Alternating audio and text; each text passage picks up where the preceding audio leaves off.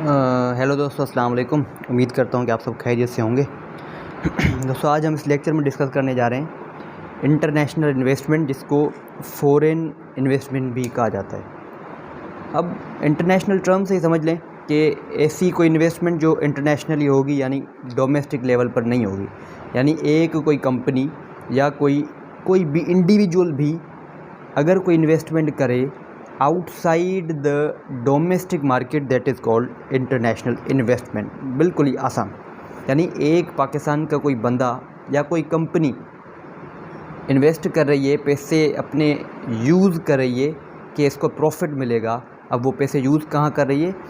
एक ऐसी कंपनी में जो कि अपने मुल्क की नहीं है, यानी किसी दूसरे मुल्क की है। यूएसए की हो सकती है, इंडिया की हो सकती है, ठीक है।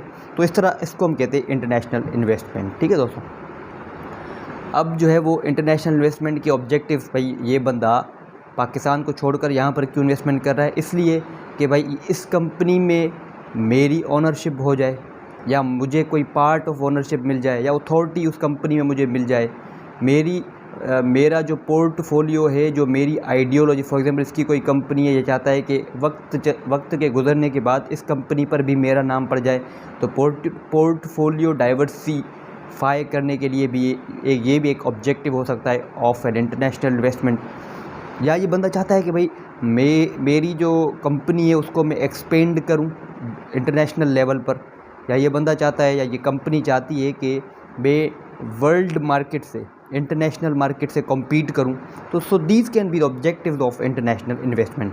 अब हम डिस्कस करते हैं कि what are the types of international investment. तो दोस्तों, टाइप्स पर आते हैं। सबसे पहला जो इसके दो टाइप्स हैं मेन इंटरनेशनल इन्वेस्टमेंट के। एक है एफडीआई, जिसको फॉरेन डायरेक्ट इन्वेस्टमेंट भी कहा जाता है, और दूसरा इंटरनेशनल पोर्टफोलियो, उसको हम देखेंगे आगे। सबसे पहले आते हैं एफडीआई पर। इस इन्वेस्टमेंट में ऐसा होता है कि ये लॉन्ग लास्टिंग इन्वेस्टमेंट होती है। यानी वो जो बंदा था पाकिस्तान का, जो मैंने आपको बताया, वो इस तरह की इन्वेस्टमेंट कर रहा है कि यूनाइटेड स्टेट्स की जो कंपनी है उससे मेरा जो रिश्ता है वो लॉन्ग लास्टिंग हो जाए, हमेशा ये चलता रहे, ख़त्म ना हो, ठीक है। तो इस तरह की रिलेशनशिप होता है यहाँ पर। यानी यहाँ पर आप इन्वेस्टमेंट भी कर रहे हो, और जो फॉरेन एसेट्स है उस दूसरी कंपनी के, उनको कंट्रोल करना भी चाह रहे हो कि वक्त गुजरने के बाद मुझे भी उस पर जो एक कंट्रोल हासिल हो जाए। ये कंप्लीट सेटअप एफडीआई, जहाँ पर जो है आपको अथॉरिटी मिल जाती है वक्त गुजरने के बाद दूसरी कंपनी पर। अब वो अथॉरिटी फुल भी हो सकती है या पार्शल भी हो सकती है।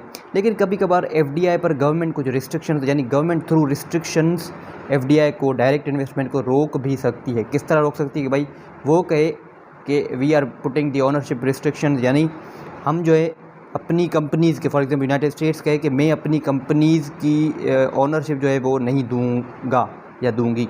तो यहाँ पर क्या हो गया? एफडीआई पर रिस्ट्रिक्शन लग गई, यानी आपको अथॉरिटीज़ फुल या पार्शल नहीं मिलेंगी। दूसरा ये हो सकता है रिस्ट्रिक्शन कि वो टैक्स रेट्स को बढ़ा दे, या वो आपको सैंक्शंस ना दे, यानी गवर्नमेंट आपको सैंक्शन अप्रूवल ना दे किसी काम को करने के लिए, या एफडीआई यानी डायरेक्ट इन्वेस्टमेंट करने ही ना दे। तो these can be the restrictions which a government can put on while FDI.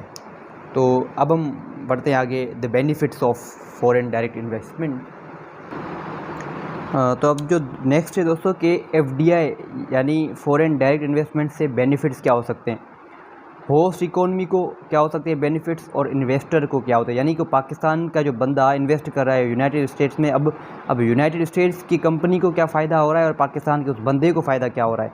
United states की जो कंपनी है वो होस्ट इकोनॉमी है, ठीक है। उसको ये फ़ायदा होगा कि जॉब्स की क्रिएशन होगी जब ये इन्वेस्टमेंट यहाँ पर करेगा। ये अपनी कंपनी यहाँ पर जब खोलेगा, स्टार्ट करेगा, उसका ओपनिंग करेगा, इनॉग्रेशन जब उसकी करेगा, तो उस कंपनी के लिए लोगों की ज़रूरत होगी जहाँ पर अब जॉब्स क्रिएशन होगी।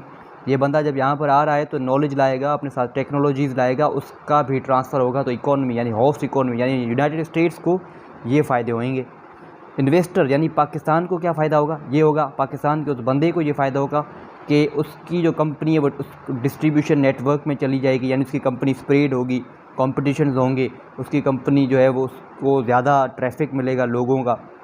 उसके अलावा इस बंदे की कंपनी को एक्सेस मिलेगा यूनाइटेड स्टेट्स की टेक्नोलॉजीज़ पर, उसका एक्सेस उसको मिलेगा, और यूनाइटेड स्टेट्स की जो नेचुरल रिसोर्सेज हैं उन पर भी एक्सेस मिलेगा अगर यूनाइटेड स्टेट्स वहाँ पर उसको सैंक्शन देती है। तो अब जो हमारे नेक्स्ट टाइप पर जो कि पोर्टफोलियो है, तो दोस्तों हम जो है वो FDI पर बात कर रहे थे, फॉरेन डायरेक्ट इन्वेस्टमेंट पर। CPEC जो है वो चाइना पाकिस्तान इकोनॉमिक कॉरिडोर जो कि पाकिस्तान के अंदर सेट है, वो एक बेस्ट एग्जांपल है FDI का।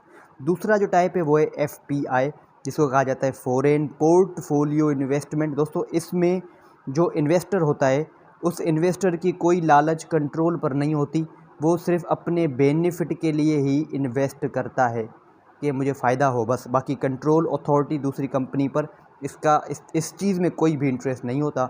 और ये FPI लॉन्ग टर्म के लिए नहीं होते, बस कोई पर्टिकुलर टाइम पीरियड के लिए होते हैं कि भाई ये टाइम में अंदर जो है वो मेरा ये काम हो जाए, बस इतना ही। लेकिन FDI it's for long term. Thank you dear friends, खुदा हाफिज़, अस्सलाम वालेकुम।